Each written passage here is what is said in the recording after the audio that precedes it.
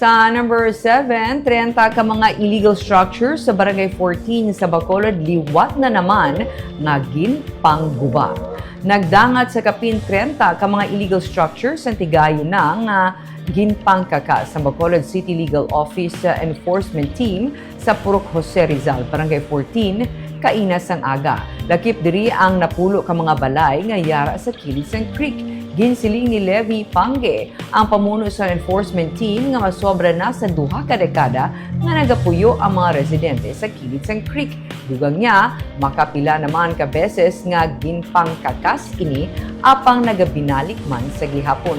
Ang iban sa ilang nahatagan na kuntani sa relocation apang ginpang disqualify ini sa Bacolod Housing Authority bangon nagabalik man ini sa gihapon sa Amunga Creek.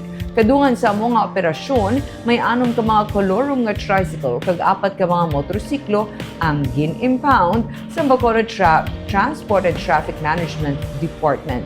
May 20 naman ka driver's license ang nakumpiskar sa BTTMD bangod sa nagkarainlain nga traffic violation.